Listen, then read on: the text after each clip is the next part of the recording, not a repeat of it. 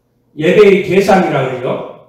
그러니까 이 계명은 예배의 그 방식, 그리고 뭐 3계명은 예배의 자세, 뭐 하나님 믿음을 이렇게 망령되게 가르면 안 돼요. 그리고 4계명은 예배의 시간, 안식일, 뭐 그렇게 말하죠. 근데 5계명은 효도 계명이라 하지 않고 건의 계명이라 해요. 또 왜냐하면 이 10계명이라는 건요, 그냥 살인하지 말라 그러면 사람은 안 죽이면 그만이다 그런 게 아니에요. 죽어가는 사람을 보고 살릴 수 있으면 살려라. 그 적극적인 계명이 있어요. 이게 부정적인 것 속에는 긍정적인 것이 들어있어요. 이같이 이 내 부모를 공경하라 하는 말씀을 이것을 우리가 제규법이라고 합니다. 이 신액독기라고. 그게 뭐냐면 부모라고 하는 속에 모든 예를 들어서 선배님들, 직장의 상사님들, 어른들, 그리고 모든 다른 어르신들, 자문에도 나오죠. 샘머리 앞에 일어서라, 흰머리를 공경하라 그런 말씀처럼 그렇게 다른 모든 어른들을 공경을 하고, 그리고 모든 정부 관리들, 대통령까지도 다 존경을 하라.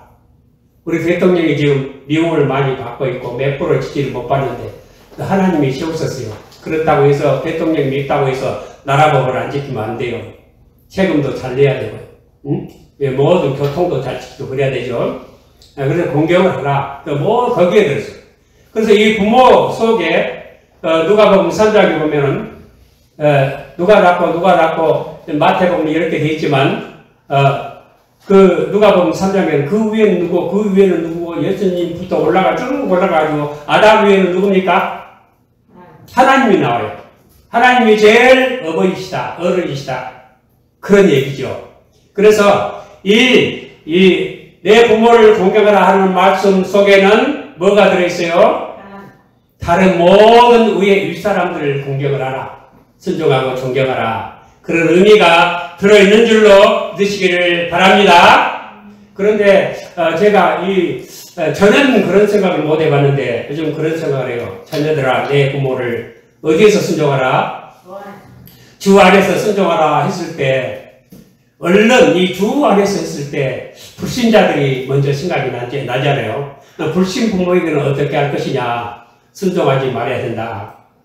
물론 그래야 되겠죠. 근데 그것보다도 저는 요즘 그런 생각을 해요. 뭐 주석에도 없는데 제 생각이에요. 자녀들아, 너희 부모를 주 안에서 순종하라. 너는 주 안에 있기 때문에 순종하라. 이 뜻이다. 나는 그런 생각이 들어요. 네? 그래서 우리가 아까 잠언서에도 보면은 6장 20절 21절에 내 아들아, 내 아비의 명령을 지키며 내 어미의 법을 떠나지 말고 그것을 항상 내 마음에 새기며 내 목에 매라. 이 부모들이 벌써 주 안에 있다는 전제가 들어있어요. 그러니까 우리가 주 안에 있기 때문에, 주 예수 믿기 때문에, 하나님 믿기 때문에 부모에게 순종하라. 이것이 너무너무 옳은 일이다. 그런 뜻이에요. 그렇게 이해가 된단 말이에요. 그래서 여러분, 우리가 주 안에 있기 때문에, 예수 믿기 때문에 더 효도하는 것이 옳다. 이거 기초 원리다. 이것이 우리 본성의 소질 속에 새겨져 있는 것이다. 그렇게 확실히 믿으시기를 바랍니다. 그러니까 예수 믿는 사람이 부모에게 효도하지 않는다. 그건 있을 수 없는 일이다. 그런 뜻이에요. 그런데 또 이런 생각이 들어요. 좀 엉뚱한 얘기인데, 제가 내 자녀들아 내 부모를 주 안에서 순종하라. 이것이 어른이라. 이것이 약속이는 첫 계명이니 이는 내가 잘되고 땅에서 장수하리라. 그 말씀을 깊이 생각해보는데, 우리가 성경 말씀을 받을 때, 하나님 말씀을 받을 때는 꼭 창세기 17장 1절에서 3절에 나온 말씀처럼 받아야 된대요. 창세기 17장 1절에 3절에서 뭐냐면, 아브라함 99세 때 하나님께서 아브라함에게 나타나서, 너는 내 앞에서 행하여 완전하라 말씀하셨어요. 그리고, 내 언약을 나와 내 사이에 세워서 너를 심히 번성케 하겠다. 그랬을 때 아브라함이 엎드려서 이 말씀을 받았어요. 하나님 말씀 받을 때는 엎드려서 받아야 된다. 하나님 보좌 위에서 말씀하시고 아브라함은 땅에 엎드려서 말씀을 받았어요. 우리 사람은 항상 이런 자세로 하나님 말씀을 받아야 된다. 꼭 믿습니다. 여러분 동의하십니까? 아멘 하십니까? 우리는 땅에서 엎드려서 받는 자세로 말씀을 받아야 돼요. 그래서 이 자녀들아 내 부모를 주하는 순종하라 이것이 이 말씀을 생각을 할 때 여러분 부모에게 효도하는 것에 대해서 눈물 나는 말씀들 많이 있어요. 어떤 목사님들도 그런 말씀 나에게 많이 보내주셨어요. 눈물 나는 얘기 하기 싫어요. 내가 먼저 눈물이 날 것 같아 안 하겠어요. 그런데 이 말씀에 나는 세 가지 감자를 가지고 이 말씀을 받으라 그 생각이 들었어요. 세 가지 감, 그 감 느낄 감자 있죠. 그 세 가지 감이 뭐냐면 첫째는 감동이고요, 둘째는 감사고요, 세 번째는 감탄이에요. 뭐라고요? 첫째는 감동, 두 번째는 감사, 세 번째는 감탄. 감동이 뭐냐? 하나님께서 우리 복되게 하시려고, 우리 가정 유지 잘하게 하시려고 이렇게 자연적으로 뭐 이래라 저래라 하기 전에 우리에게 효도하는 마음을 주셔서 복되게 하셨다. 감동이에요, 아니에요? 감동 됩니까? 안 됩니까? 감동이 안 된 분들은 아주 뻣뻣이 의자에서 말씀 받아서 그래요. 땅에 엎드린 자세로 받아보세요. 우리 마음속에 효수임이 새겨져 있어요. 효도하는 마음이. 누가 말 안 해도. 감동이에요, 아니에요? 왜 새겨졌을까? 이 땅에서 잘되고 땅에서 장수하게 하시려고 새겨져 있어요. 그리고 이렇게 땅에서 잘되고 장수하라는 말씀으로 이것을 장렬하셨어요. 감동적이죠. 이 말씀에 감동하시길 바랍니다. 성령께서 감동하시기를 축원합니다. 감동스러운 일이에요. 나도 그냥 보통 이렇게 생각이 나지 않았어요. 이 말씀을 깊이 이렇게 받으니까 감동이 되더라고요. 두 번째는 감사하죠. 감사. 두 번째 감사죠. 부모님이 우리에게 해주신 모든 것에 대해서 감사해야지 되죠. 다 얘기할 필요 없지요. 노래도 많이 있잖아요. 어려서부터 안고 얼리고 키워주시고 진작에 마른다 다 갈아주시고 하여튼 부모님이 이 강대상에서 이런 말을 해서는 안 되겠지만은 세상적인 말로 표현하자면 부모님은 자식이 또 하나의 종교예요. 종교란 말은 안 되죠? 근데 종교와 같아요. 자식들에게 목숨 걸죠? 그렇죠?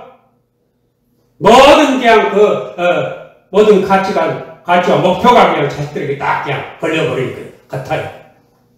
그렇게 우리를 키워주셨으니까 감사해요, 말아요? 그 감사한 마음을 가지시길 바랍니다. 그리고 세 번째가 뭐라 그랬죠? 감탄이라고 했죠. 여러분들 우리가 하나님 앞에 예배할 때 그 웹스터 사전에는 55만 개의 단어가 수록되어 있다는데 55만 개의 단어를 가지고도 다 묘사하고 표현할 수 없는 그런 느낌, 그런 감동, 곧 감탄이 있어야 돼요. 그 감탄을 오라고 표현할 수밖에 없대요. 그런데 이것이 우리가 내가 잘되고 땅에서 장수하리라 하는 것들이 세상에서 일만을 말하는 게 아니에요. 성경에서 이 땅은요, 궁극적으로 새하늘과 새 땅, 곧 하나님 나라 땅을 말하는 거예요. 그리고 장수한다는 것은 영생을 그와 같은 장수의 상징으로 가르쳐 주신 거예요. 영생을. 그러니까 우리 성경에 일찍 죽은 사람들 얼마나 많아요? 예수님도 젊어서 돌아가셨죠? 33세. 제자들도요, 제명대로 산 사람 없어요. 다 일찍 죽었어요. 사도 바울도 그래요. 불효해서 그렇습니까? 그들은 장수 못했습니까? 그들은 영원한 생명을 누립니다. 그 영원한 생명, 땅에서 잘되고 오래 사는 것으로 예표된 진정한 확실한 영원한 무한하고 풍성한 축복으로 가득 찬 영광스러운 생명, 영생을 우리에게 주시려고 그렇게 하신 거예요. 그래서 감탄을 하는 거예요. 그것을 생각을 할 때. 우리 예배 때마다 이런 감탄하는 자세로 예배하시길 바랍니다. 우리 세상 말하고 즐기고 느끼고 내 기분이 좋아하고 살아가는 내 심령 기쁘게 했다고 아멘 하지 말고 진정한 하나님을 세상 모든 사람 다 없는데 딱 하나님 한 분 만났다. 그런 감정으로 예배하고 그런 감정으로 말씀을 받으세요. 그리고 그런 마음으로 감탄하는 마음으로 효도를 하시고 이런 축복을 받으시길 오늘 주님 이름으로 축원을 드립니다.